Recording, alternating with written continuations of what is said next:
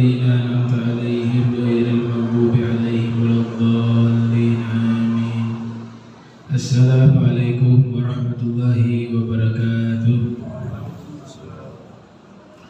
الحمد لله رب العالمين. اللهم صل وسلم على سيدنا محمد وعلى آله وصحبه أجمعين. أما بعد، سبحانك لا علم لنا إلا ما علمتنا إنك أنت العليم الحكيم. ربي اشرح لي صدري ويسر لي أمري واحلل عقدة من لساني يفقهوا قولي وسدد لساني واهدي قلبي بحق سيدنا محمد صلى الله عليه وآله وبارك وسلم. يا من هو في علوه كائن، يا من هو في فعل حميد، يا من هو في مجري متين. اللهم أكرمنا بنور الفهم وأخرجنا من ظلمات الوهم وارزقنا فهم النبيين وحفظ المرسلين وإلهام الملائكة المقربين. ربنا زدنا علما وفهما وعقلا يا أكرم الأكرمين بحق سيدنا محمد خاتم الأنبياء والمرسلين يا رحمن الرحيم. وصلى الله على سيدنا محمد وعلى آله وصحبه وبارك وسلم. الحمد لله رب العالمين. قال المصنف رحمه الله ورضي الله تعالى عنه وارضاه ونفعنا به وبعلومه وعبدنا بأسراره وأعادنا من بركاته في الدارين. رضي الله عنهم. قال الله سبحانه وتعالى يا داود إنا جعلناك خليفة في الأرض فاحكم بين الناس بالحق ولا تتبع الهوى فيضلك عن سبيل الله إن الذين يضلون عن سبيل الله لهم عذاب شديد بما نسوا يوم الحساب. Sadaqallahul azim. Alhamdulillah, puji syukur kehadirat Allah, salawat salam tercurahkan kepada junjungan mulia Nabi tercinta Sayyidina Maulana Muhammad sallallahu alaihi wa alihi wa barak wasallam beserta seluruh kerabat beliau, sahabat beliau dan umat beliau. Kita masih melanjutkan kisah Nabi Daud alaihi salam. Di sini dibahas setelah Nabi Daud menjadi pemimpin, ada satu peristiwa di mana dikisahkan ada dua orang masuk ke tempat ibadahnya Nabi Daud. Nah, kisah ini sangat terkenal, bahkan kisah ini ada di dalam Al-Quran, yang dimana ada satu orang ini mengadu dia memiliki satu ekor kambing, sedangkan saudaranya yang satunya memiliki 99 ekor kambing. Yang memiliki 99 ekor kambing ini meminta dan merampas seekor milik saudaranya, padahal dia memiliki 99 ekor kambing, tapi dia mau mengambil juga hak saudaranya yang hanya memiliki satu ekor kambing. Itu kisahnya di dalam Al-Quran, pernah kami ceritakan. Dan dua orang ini adalah malaikat yang menyamar menjadi manusia. Kebanyakan riwayat ketika menafsirkan ayat tersebut mengaitkan dengan satu peristiwa, bahwasanya Nabi Daud ini memiliki 99 istri. Kemudian beliau ingin genapkan menjadi 100. Ternyata ketika ingin menggenapkan istrinya yang ke-100, beliau tertarik dengan salah satu istri dari bawahannya. Fi riwayat jenderal pasukan yang memimpin pasukan, pejabat yang ada di pemerintahannya Nabi Daud, istrinya itu disukai oleh Nabi Daud. Riwayat yang lain, istri petani, seorang petani. Maka ditegurlah Nabi Daud dengan drama yang diperankan oleh dua malaikat. Yang satu memiliki 99 ekor kambing, yang satunya 1 ekor kambing. Nah, ini kisah kebanyakan diriwayatkan demikian. Dulu juga saya awal-awal mengajar pernah membahas juga. Tapi kalau kita berpikir ini cerita justru merusak kemuliaan Nabi Daud. Tidak mungkin Nabi Daud seperti itu. Ternyata diteliti oleh ulama, ini adalah riwayat Israiliyat al-batilah, riwayat Israiliyat yang batil. Tidak boleh diterima riwayat ini.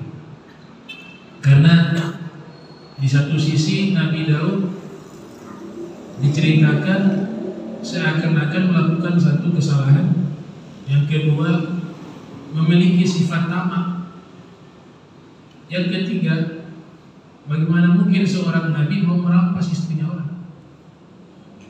Nah, ini hasya wa kalla, tidak mungkin. Nah, ini cerita yang diada-adakan, cerita yang diada-adakan untuk menjelekkan para anbiya.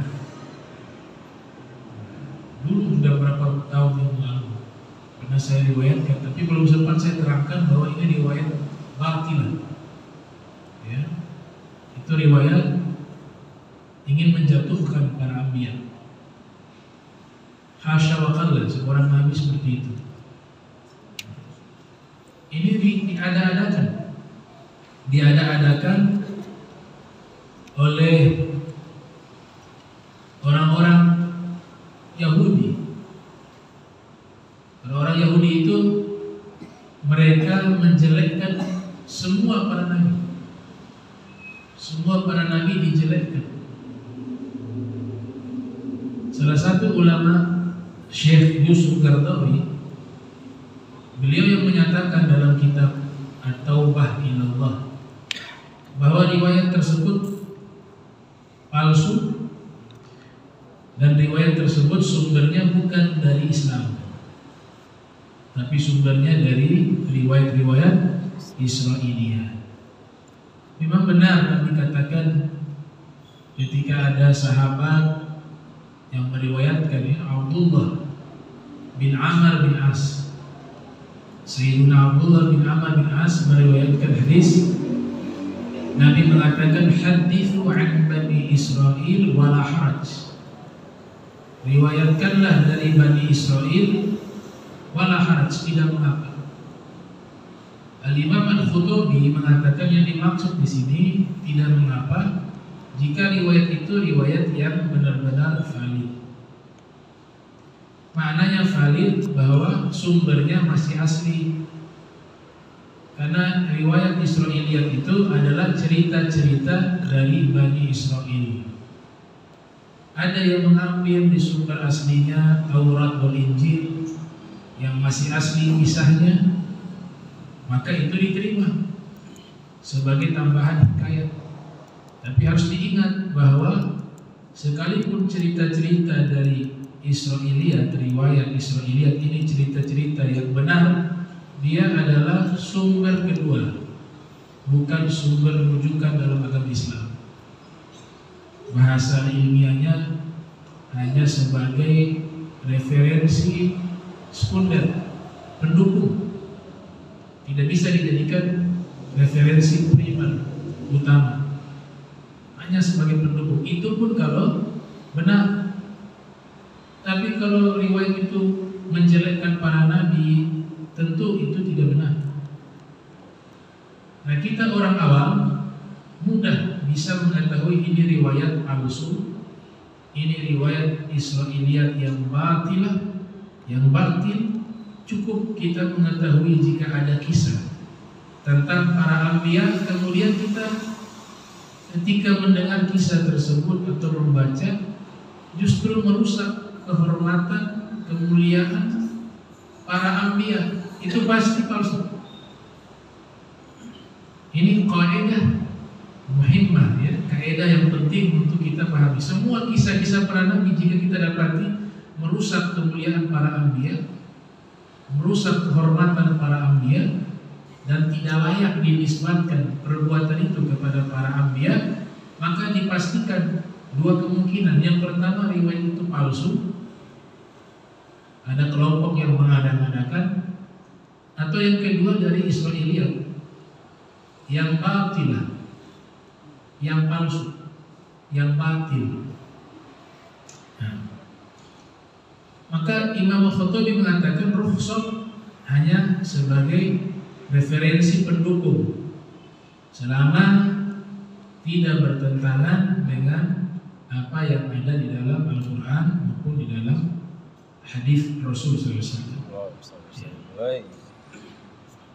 Dan ini sudah bercampur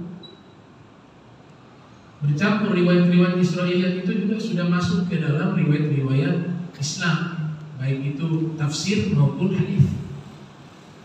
Sehingga ulama Mesir, Syahid ya, Dr. Syekh Muhammad Hussein Al-Zahabi itu menulis satu kitab berjudul Al-Israiliyat fi Tafsir wal Hadith. Riwayat-riwayat Israiliyat yang masuk ke dalam tafsir Al-Quran dan juga masuk ke dalam hadis. Ya, maksudnya masuk ke dalam hadis tercampur. Riwayat Israiliyat ini tercampur dengan tafsiran-tafsiran dalam Al-Quran, juga tercampur dengan riwayat-riwayat hadis. Dicampur, ada oknum yang menyampur. Ada yang sengaja, ada yang tidak sengaja. Awal mula riwayat Israiliyat ini sudah ada sejak masanya Nabi. Akan tetapi adanya Nabi Muhammad SAW langsung dikoreksi oleh Nabi. Oh, ini riwayat tidak benar. Dan tidak mungkin Nabi tidak tahu mana yang benar, mana yang tidak benar. Nabi tahu semua. Kitab-kitab Samawiyah, Taurat, wa Injil, wa Suhuf, semuanya diketahui oleh Nabi Muhammad SAW. Tapi setelah Rasulullah wafat, jadi masalah. Saking banyaknya ini riwayat Israiliyat yang diriwayatkan dari mulut ke mulut, dan juga ada yang dicatat, ditulis, maka sangat sulit untuk menyeleksi. Karena riwayat Israiliyat ini juga punya banyak kisah terkait para nabi-nabi terdahulu. Paling terbesarnya riwayat Israiliyat ini masuk ke dalam tafsir Al-Quran atau di dalam hadis-hadis Nabi itu di masa Khalifah Sayyidina Umar bin Khattab. Itu paling besarnya riwayat Israiliyat tersebar dengan beberapa alasan. Yang pertama, banyaknya mu'allaf yang ahli kitab, mu'allaf yang sebelumnya mereka itu beragama Yahudi, Nasrani, bahkan daripada mereka itu ada yang pakar di bidang kitab-kitab tersebut. Ketika masuk Islam, mereka sering menyampaikan juga riwayat-riwayat itu, sehingga terjadi asimilasi riwayat, percampuran riwayat. Itu faktor pertama. Seperti tabi'in ya, bernama Al-Imam Wahab ibn Munabbih. Beliau sebagai periwayat yang terpercaya, tapi sebelum masuk Islam beliau adalah salah satu tokoh ilmuwan kitab-kitab terdahulu. Banyak sekali kisah para anbiya terdahulu diriwayatkan oleh beliau yang sumbernya dari riwayat Israiliyat. Ada yang hak, ada juga yang batil. Tapi pribadi beliau ini dianggap baik menurut ulama hadis. Beliau dianggap sebagai tabi'in. Bernama siapa? Al-Imam Wahab ibn Munabbih. Begitu juga ada Al-Imam Ka'ab al-Ahbar. Beliau juga sebelumnya adalah ahli kitab, paham tentang riwayat-riwayat Israiliyat, kisah-kisah para anbiya terdahulu. Masuk ke dalam agama Islam, juga kadang-kadang menyampaikan ilmu yang beliau dapat dari sahabat terkait hadis-hadis Nabi. Tapi beliau juga memiliki pengetahuan tentang riwayat-riwayat Israiliyat. Ini contoh. Tapi yang lainnya banyak. Yang mu'alaf itu banyak. yang latar belakangnya dari ahli kitab kemudian masuk ke dalam agama Islam itu banyak. Syekh Abdul Wahab Sya'rani bahkan mengisahkan dalam kitab Tanbihul Muqtarrin riwayat-riwayat tersebut. Ada juga sahabat Sayyidina Abdullah bin Amr bin As yang meriwayatkan hadis tersebut terkait bolehnya meriwayatkan hadis atau riwayat dari Bani Israel. Nah, mungkin beliau termotivasi dengan apa yang disampaikan oleh Nabi bahwa tidak mengapa kita meriwayatkan riwayat Israiliyat selama itu baik sebagai pendukung dan bukan riwayat-riwayat palsu yang diada-adakan. Maka di saat terjadi perang di masa khilafah Sayyidina Abu Bakar Siddiq namanya Ghazwatul Yarmouk, beliau mendapati kitab-kitab, buku-buku tentang riwayat-riwayat Israiliyat baik dari Yahudi maupun Nasrani. Jadi riwayat Israiliyat itu nisbat Israel, Bani Israel. Riwayat dari Bani Israel terkait apa? Kisah-kisah para nabi, informasi di kitab Taurat dan Injil, itu namanya riwayat Israiliyat. Kan ada yang palsu, ada yang masih asli, ada yang sudah dibelokkan ceritanya, dibelok-belokkan. Seperti Nabi Lut itu, nauzubillah min zalik, berzinah dengan putrinya. Itu dalam kitab mereka termuat itu. Kemudian Nabi Daud juga demikian. Ada yang berzinah para nabi. Kemudian Sayyidah Maryam berzinah dengan seseorang, lahirlah Isa. Itu bahasa-bahasa yang menjelekkan para anbiya seluruhnya itu ada di dalam riwayat-riwayat mereka, dan itu dipastikan palsu. Tidak mungkin Nabi Musa meriwayatkan hal tersebut, hasya wa kalla. Dan tidak mungkin Nabi Isa juga menyampaikan hal itu. Tidak mungkin ada wahyu yang menyatakan, bahkan memvonis para nabi itu melakukan perbuatan-perbuatan tercela. Nah, inilah kita sebagai umat Islam wajib membersihkan riwayat-riwayat semacam ini. Kita harus tempatkan para nabi sebagai sosok manusia yang suci sempurna, tidak memiliki hal yang buruk, apalagi perbuatan-perbuatan yang mencoreng martabat, marwah dan kehormatan mereka. Nah, beliau dapatkan itu riwayat Sayyidina Abdullah bin Amr bin As. Saking banyaknya itu riwayat Israiliyat, itu dipikul oleh unta untuk dibawa ke kota Madinah, itu puluhan ekor unta. Isinya buku-buku tentang riwayat Israiliyat. Beliau ini tidak mungkin bermaksud menyebarkan itu, karena beliau ini pencinta ilmu. Bagaimana pencinta ilmu semua informasi dipelajari. Apalagi beliau yang meriwayatkan hadis yang dimana Nabi mengatakan, sampaikanlah riwayat dari Bani Israel wala haraj, tidak ada masalah, tidak mengapa. Termotivasi beliau mengumpulkan semua riwayat-riwayat. Tapi yang jadi masalah setelahnya itu, ada oknum yang sengaja mencampur adukkan, ada yang tidak sengaja juga, ada juga karena baru masuk Islam tadi. Riwayat itu diulang kembali hingga terjadi asimilasi riwayat. Maka disinilah tugasnya para ilmuwan, para ulama. Nah, mereka menyeleksi mana riwayat yang batil, mana riwayat yang sahih, mana riwayat Israiliyat yang bisa diterima, mana yang wajib ditolak. Gitu.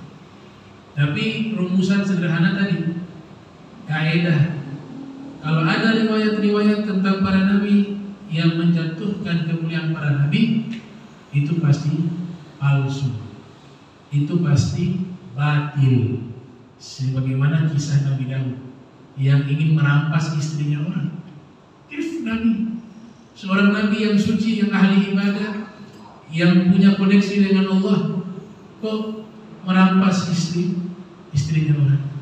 Gitu. Kemudian istrinya 99 juga tidak ada dalam Al-Quran. Itu hanya kisah dari mulut ke mulut. Dalam hadis Nabi juga tidak ada riwayat yang sahih menerangkan hal itu. Nah, ini perlu kita sampaikan sehingga berhati-hati ketika mendapatkan informasi berkaitan dengan para anbiya. Baik.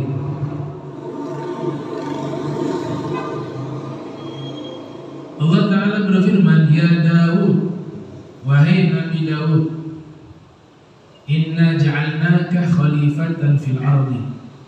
Sesungguhnya kami menjadikan dirimu sebagai khalifah di muka bumi ini. Fahkum bainan nas bil haq, maka tetapkanlah hukum di antara manusia dengan keadilan, dengan hak. Ayat tadi berkaitan kasus seseorang memiliki 99 ekor kambing dan saudaranya memiliki 1 ekor kambing. Kemudian yang punya 99 ingin merampas 1 ekor kambing milik saudaranya. Ini kisahnya tadi tidak berkaitan dengan Nabi Daud ya. Sudah diterangkan tadi ya, panjang lebar itu batil, wajib ditolak. Bukan masalah istri 99 dan merampas 1 ekor. Tapi ayat tadi punya koneksi dengan ayat ini. Setelah Nabi Daud diangkat menjadi khalifah, beliau juga bertugas sebagai hakim, merangkap juga sebagai hakim. Allah ingin tunjukkan dengan kasus tadi bahwa ketika engkau menjadi khalifah, engkau harus berpihak kepada kebenaran. Kau tetapkan hukum yang hak itu jelas. Jelas tidak? 1 ekor kambing itu sudah pasti hak. Dirampas oleh yang punya 99 ekor, ini batil. Jadi kebatilan dengan kebenaran itu 2 hal yang sangat jelas. Maka itu iktibar. Allah Ta'ala ingin menunjukkan bahwa ketika engkau sudah menjabat sebagai khalifah, sebagai pemimpin, putuskanlah hukum yang hak itu adalah hak dan yang batil itu adalah batil. Kemudian Allah Ta'ala ingin tunjukkan kepada Nabi Daud setelah dilantik muncul kasus. Artinya apa? Bahwa ketika sudah menjabat, inilah kasus pertama ya. Engkau sudah punya jabatan, sekarang tugasmu harus menetapkan hukum kepada rakyatmu. Saat ini sudah resmi engkau sebagai seorang khalifah. Makanya ketika dilantik jadi khalifah, setelah itu terjadi masalah ini. Kemudian yang ketiga, Allah ingin memberikan informasi kepada Nabi Daud bahwa engkau punya jabatan itu adalah amanah sebagai khalifah. Beliau selain seorang nabi juga merangkap sebagai seorang khalifah. Nah, itu yang bisa kita petik daripada hikmah kisah 99 ekor kambing yang dimiliki oleh seseorang dan 1 ekor kambing yang dimiliki oleh saudara. Allah Ta'ala memberikan pernyataan, ya Daud, wahai Nabi Daud, sesungguhnya kami menjadikan engkau sebagai khalifah di muka bumi ini. Siapapun yang menjadi pemimpin di dalam Al-Quran, kita yakini itu pilihannya Allah yang berikan, terlepas ini pemimpin baik atau tidak. Tapi semua kekuasaan mutlak itu dan yang memberikan kekuasaan itu adalah Allah. Malikal mulk ya. Allahumma malikal mulk, tu'ti mulka man tasha wa tanzi'u al-mulka mimman tasha wa tuzillu man wa tu'izzu man tasha wa tuzillu man tasha. Ya. Allah yang memiliki kekuasaan, kerajaan. Kamu berikan kerajaan itu kepada orang yang kamu kehendaki, dan kau juga yang mencabut kekuasaan tersebut pada orang yang kamu kehendaki. Wa tu'izzu ya, wa tu'izzu man tasha wa tuzillu man tasha. Kau juga yang memuliakan seorang yang kau kehendaki, dan kau juga yang mampu menghinakan seorang yang kau kehendaki. Jadi jelas kekuasaan itu bagian dari pilihan Allah. Tapi semua ini menunjukkan apa?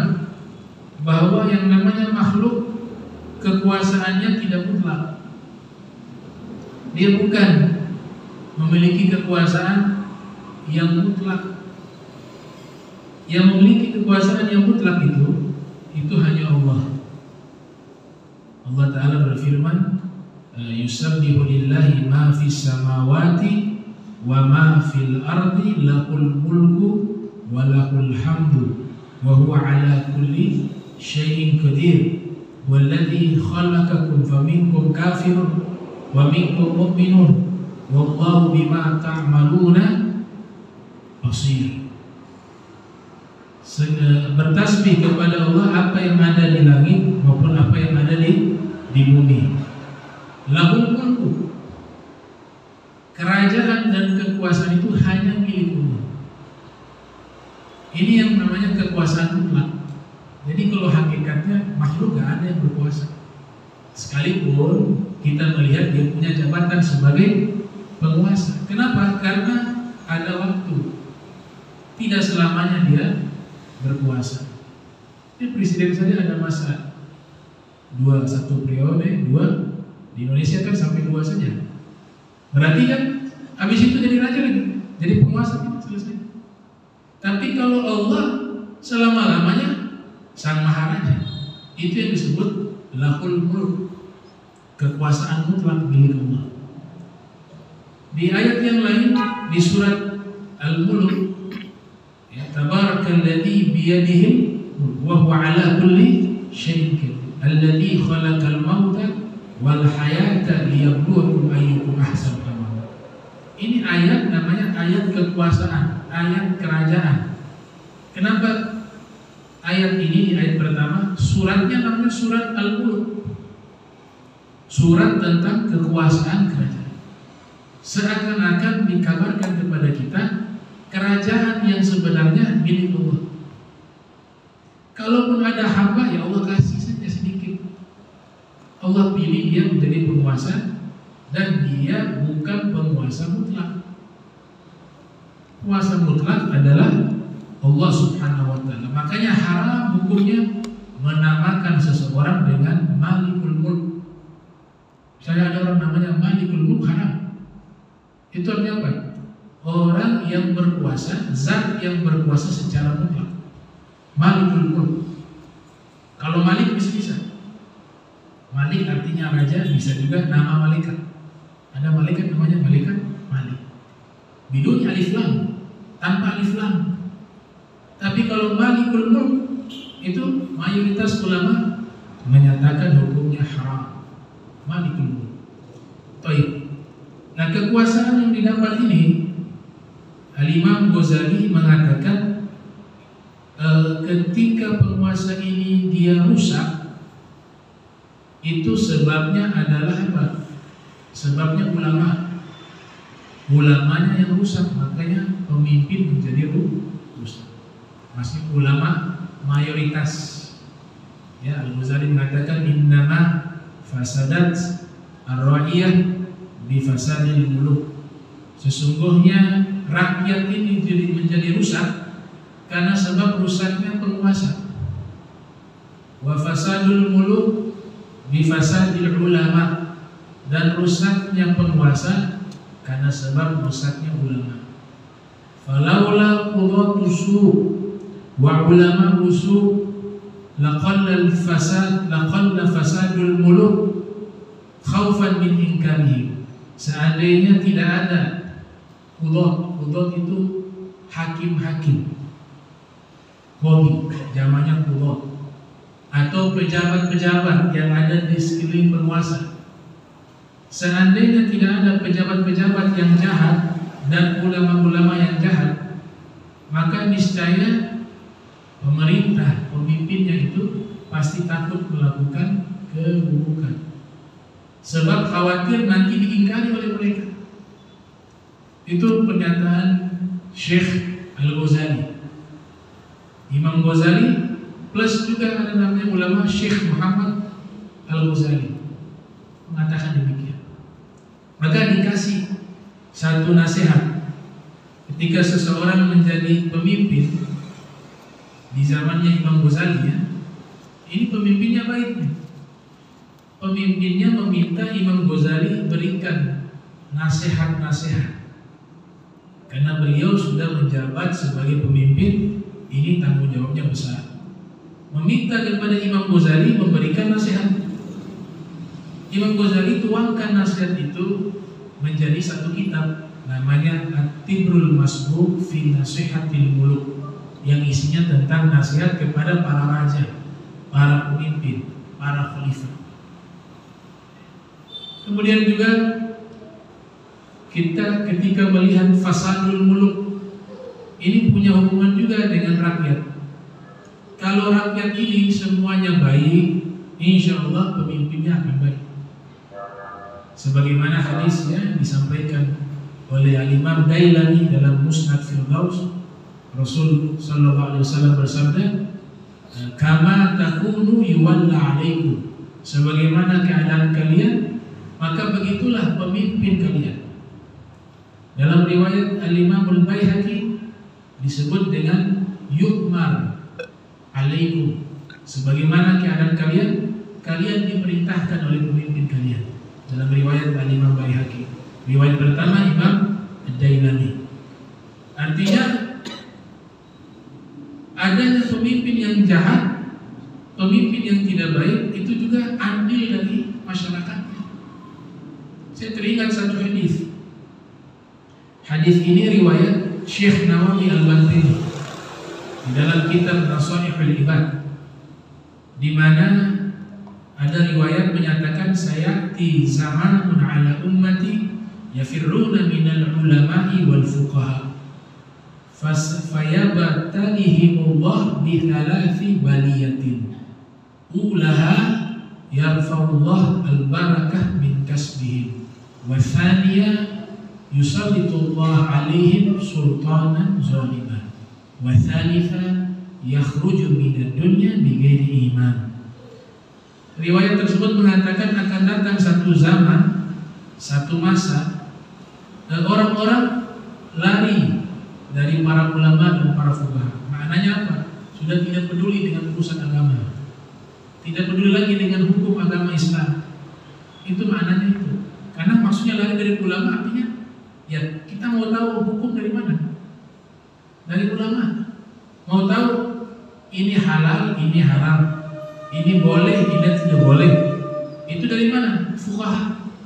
Dia lari sebenarnya lari dari ajaran agama Islam. Maka kalau itu terjadi, maka Allah akan memberikan bala kepada mereka. 3 bala. Yang pertama, Allah angkat keberkahan dari usaha mereka.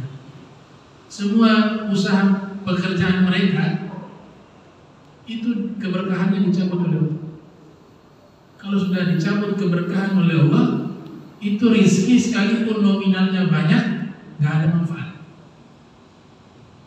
Sekalipun sampai miliaran, triliunan hartanya, tapi kalau barokahnya dicabut, itu rizki gak bawa kebaikan kepada dia, justru melalaikan dia.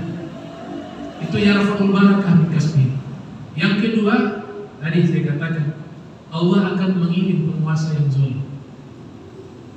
Penguasa yang zalim dikirim oleh Allah untuk memimpin kita. Yang ketiga, mereka akan wafat tanpa membawa iman. Nauzubillah min dzalik. Wafat yakhrujuna minad dunya bighairi iman. Mereka keluar dari dunia ini tanpa membawa keimanan. Nauzubillah min dzalik. Itu bala yang disebabkan orang tidak peduli lagi tentang urusan akhiratnya, urusan agamanya. Dikasih 3 bala itu oleh Allah Subhanahu wa taala. Maka pemimpin sangat penting. Jadikan kita selalu berdoa, doa agar dijadikan pemimpin kita pemimpin yang soleh. Itu doa yang sangat penting. Selevel Fudail bin Iyad, Imam Fudail bin Iyad seorang sufi, bahkan termasuk gurunya Imam Syafi'i dalam tabaqat syuyukh. Beliau katakan, "Lau kana li da'watun mustajabah ma ja'altuha illa li sultan." kalau saya punya satu doa yang mustajab, maka tentu doa ini saya gunakan untuk mendoakan pemimpin. Kata Imam Fudail bin Iyad, karena punya pengaruh sangat besar bagi kita. Pengaruh sangat besar. Ini saat ini kita masih bisa ibadah dengan aman, membangun sekolah juga aman. Ini karena apa? Artinya kepemimpinan ini masih baik. Tapi dulu di beberapa negara itu sekolah-sekolah ditutup, sekolah agama. Di Turki dulu ditutup, bahkan azan pakai bahasa Arab ditangkap. Waktu runtuhnya Daulah Utsmaniyah, ya, ada satu tokoh sekuler mereka tuh, sekularisme. Siapa namanya? Kamal Atatürk. Ya, dia ubah semua sekolah-sekolah pesantren-pesantren Islam ditutup. Azan terdengar suara keluar ditangkap, diganti khutbah yang bahasa Arab rukun-rukunnya diganti ke bahasa Turki, bahasa mereka lah. Ya. Salam diganti, azan diganti dengan bahasa tersebut. Nah ini berarti apa? Ini sudah dikirim satu penguasa yang jahat. Ya. Sampai akhirnya dia mati, kuburannya tuh bau busuk sampai hari ini. Di satu tokoh ini, sampai hari ini kalau datang ke kuburannya itu mengeluarkan aroma tidak enak. Bahkan kalau dimasukkan ke tanah, diceritakan waktu dikuburkan itu jenazahnya terlempar keluar, ditanam lagi, terlempar keluar lagi. Akhirnya mereka inisiatif pakai batu, ditutup pakai batu, kemudian dikuburkan. Itu cerita yang masyhur, yang terkenal, yang terjadi di Turki, ya. Dan Sultan Abdul Hamid II sebagai pemimpin diasingkan sampai ke Swiss, diusir sampai ke Swiss. Ya, itu masa-masa kelam. Ini kongsi dengan sekutu nih, yang jadi presiden pertamanya sama sekutu kongsi untuk menjatuhkan Daulah Islamiyah Al-Utsmaniyah. Ya, yang nanti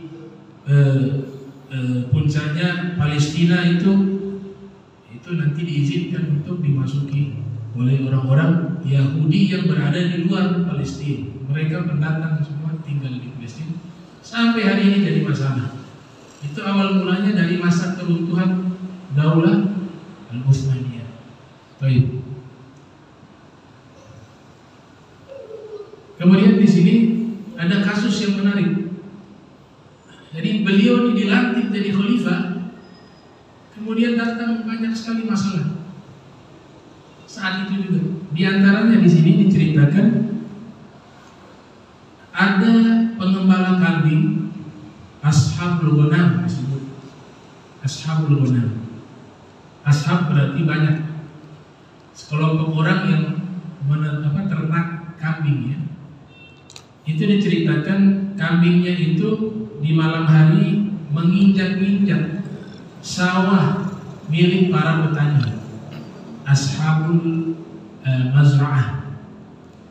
Akhirnya sudah waktu panen padahal jadi rusak, sebab ini kambing malam lewat menginjak-injak sawah mereka. Ya. Godaman lailan, ya, atbalas godamun lailan ala mazra'atin walam yakun ma'ha ra'iyah fa'afsadat zar'a.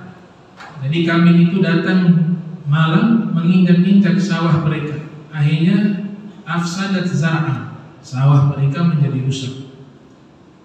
Fahtakama ashabul mazra'ati ila Daud qailan, ya Nabi Allah, inna harasna ardana wa zara'naha wa ta'ahadnaha hatta ila an awanu hasadiha ja'at gonamuha ula'il qaum laila fantasharat fi zar'ina wa akalathu hatta lam yabqa minhu syai'. Masalah ini diadukan kepada Nabi Daud. Jadi yang orang yang memiliki sawah itu mengadu, wahai Nabi Daud, ini kami sudah bercocok tanam di ladang kami menanamnya, bahkan kami setiap saat merawat, tiap hari menyiraminya. Tapi tiba waktu panen, datang di kambing-kambing milik peternak ternak kambing. Kambing-kambingnya itu datang di malam hari menginjak-injak tanaman-tanaman yang kami tanam, dan kambing-kambing tersebut memakan semua daripada tanaman yang kami tanam. Ya, zaman sekarang banyak nih kejadian, punya sapi, punya kambing, gak dijaga dengan baik, dilepaskan masuk ke lahan orang, dirusak itu tanamannya orang. Agar dalam hukum Islam itu ada namanya ganti rugi, ta'wid. Ya. Dan kalau dibiarkan dengan sengaja dosa, dibiarkan dengan sengaja berdosa karena sudah merusak haknya orang. Diadukan kepada Nabi Daud, kami sudah mau panen tapi akhirnya apa? Ini kambing rusak semuanya hingga tidak tersisa. Faqala Daud di ashabil ghanam. Kemudian yang punya kambing juga hadir, pemilik kambing itu juga hadir. Dalam satu riwayat, sahibul ghanam, sahibul mazra'ati, satu orang pemilik ladang, satu orang pemilik kambing. Ya. Kita ambil yang satu orang yang lebih gampang. Ini yang punya kambing, sahibul ghanam, dihadirkan oleh Nabi Daud. Kemudian Nabi Daud mengatakan kepadanya, ahakkan ma yaqulu haula, apakah benar apa yang dikatakan oleh dia, pemilik ladang? Pemilik kambing mengatakan, iya benar. Nah, berarti dia mengakui itu kambingnya dia yang merusak. Faqala li ashabi mazra'ati kam tukaddiruna thamanan li zar'ikum. Nabi Daud mengatakan kepada pemilik ladang, kira-kira berapa kerugian kamu ya? Kamu taksir kerugian kamu itu berapa? Fadzakaru lahu tsaman, maka disebutkan rugi kira-kira begini jumlahnya. Baik. Faqala li ashabil ghanam kam tukaddiruna tsamanan li aghnamikum. Faqaddaruha bi tsamanima. Kemudian Nabi Daud tanya, kambing kamu ini berapa harganya? Kalau dibeli harganya berapa? Disebutkanlah harganya, ternyata harganya tidak beda jauh dengan kerugian. Maka Nabi Daud mengatakan, kalau begitu kamu ganti kambing kamu, kasih ke dia. Kamu kan sudah buat dia rugi. Disebutkan tadi taksiran kerugian sekian, harga kambing kamu juga sekian, ternyata tidak beda jauh. Sekarang ganti ruginya, kamu memiliki kambing itu, kamu berikan kepada dia, pemilik ladang. Adil kan? Harganya hampir sama, mutakharibain. Faqala ashabi ghanam kam tukaddiruna tsaman aghnamikum faqaddaruhu bi tsamanima falamma ra'a Daud ats-tsamanain mutaqaribain qala li ashabil ghanam idfa'u aghnamakum ila ashabil mazra'ati ta'widan lahum an zamihim. Kasih itu kambing kamu, itu harganya mutaqaribain, saling mendekati, jadi ganti rugi dengan kamu berikan kambingmu. Akan tetapi pada waktu itu ada Nabi Sulaiman. Nabi Sulaiman putranya Nabi Daud. Kana hadiran yashhad hadhil muhakamah. Nabi Sulaiman hadir ketika terjadi proses penetapan hukum tersebut. Fabtadara abahu qailan li rabbiyun fi hadhil qadiyah. Kata Nabi Sulaiman, saya punya pandangan dalam masalah ini. Yaitu bagaimana? Wa huwa an yadfa'a ashabu ghanam agnamu ila ashabi mazra'ati fayantafi haula bi aswafiha wa albaniha wa nitajiha. Begini saja, itu yang kambing, pemilik kambing, kambingnya diserahkan, tapi nanti satu saat dikembalikan. Nanti dari kambing itu menghasilkan susu, menghasilkan juga anak ya, melahirkan. Nah itu nanti jadi ganti ruginya. Nanti sudah lunas, kambingnya dikembalikan kepada pemilik ladang tersebut, pemilik kambing tersebut. Nah yang pemilik kambing ini tugasnya apa? Selain kambing itu diserahkan kepada pemilik ladang, yang punya kambing ini juga karena sudah merusak, sebab kambingnya dia rusak ladangnya dia, tugasnya sekarang dia yang cocok tanam. Bercocok tanam, yang merawat itu tanaman sampai akhirnya sudah mau panen, baru diserahkan kepada pemilik ladang, dan pemilik ladang mengembalikan kambing orang itu kepada pemilik kambing. Itu cerdasnya Nabi Sulaiman. Sehingga apa? Tidak ada yang dirugikan. Dua-duanya tidak ada yang dirugikan dan tidak ada satu saling menguntungkan. Satu yang menguntungkan, satu rugi, tidak ada. Nah ini cerdasnya. Takjub Nabi Daud. Nah ini saya setuju kata Nabi Daud. Saya setuju ini. Ini pandangan yang luar biasa. Subhanallah. Fil Quran Allah Ta'ala menceritakan kasus ini. Ya, di surat Al-Anbiya ayat 78-79. Wa Dauda wa Sulaimana idh yahkumani fil harth. Ketika itu Nabi Daud dan Nabi Sulaiman, mereka berdua menetapkan satu hukum tentang masalah ladang, sawah, al-harth, ya, ladang atau persawahan. Iz nafashat fihi ghanamul qaum, yang dimana ladang tersebut dirusak oleh kambing milik satu kaum. Kemudian wa kunna li hukmihim syahidin fafahamnaha Sulaiman wa kullan ataina hukman wa ilma. Kemudian kami menetapkan hukum kepada mereka. Kami di sini Nabi Daud dan Nabi Sulaiman. Tahu Nabi Sulaiman umurnya berapa waktu itu? 13 tahun.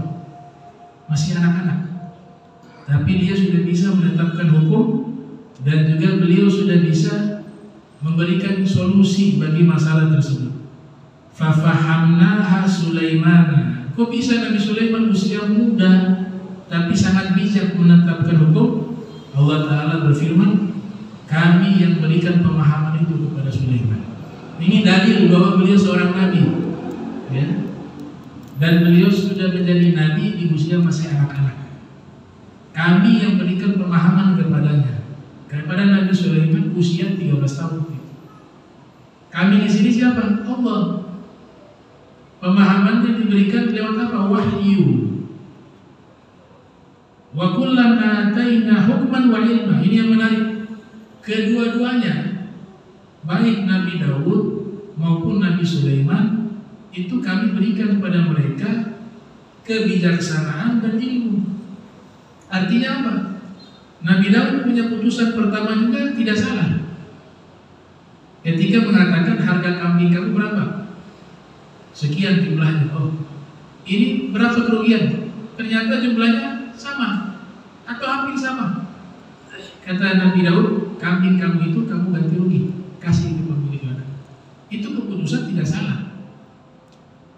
Dalilnya Allah mengatakan itu kami berikan juga kepada Nabi Daud hikmah dan ilmu. Jadi Allah menegaskan keputusan Nabi Daud tidak salah. Yang kedua, para nabi itu tidak mungkin salah mengambil keputusan. Mana ada para nabi itu salah? Kita kenal dengan keyakinan namanya ma'asum. Ma'asum itu semua apa yang dilakukan oleh para anbiya ma'asum, dijaga oleh Allah. Tidak mungkin keliru. Tapi di sini ada ijtihad. Hukum yang diputuskan Nabi Daud itu benar, baik. Tapi ketika Nabi Sulaiman menetapkan hukum, lebih baik. Fadlun wa afdal, ya, sesuatu yang utama dan lebih utama. Ini kisah, ada beberapa hikmah yang bisa kita petik dari kejadian kisah ini. Kurang lebih ada 5 hikmah yang bisa kita petik. Insya Allah pertemuan berikut kita mengulang lagi kisah ini dan kita mengambil hikmah-hikmah yang ada di dalam kisah tersebut. Ya, insya Allah kita diberikan panjang umur, sehat afiat, wa istiqamah fit ta'ah wal ibadah. Amin ya rabbal alamin. Bismillahirrahmanirrahim. Alhamdulillahirabbil alamin. Allahumma jam'ana hadza jam'an marhuma wa tafarraqna bi tafarruqin ma'suma wa la tajal minna wa la minna shay'an mahruma. Subhanaka bihamdika asyhadu an astaghfiruka wa atubu ilaik. Wa sallallahu alaihi wa sallam Muhammadin wa ala alihi wa sahbihi wa baraka sallam. wa lafu minkum. Wassalamualaikum warahmatullahi wabarakatuh.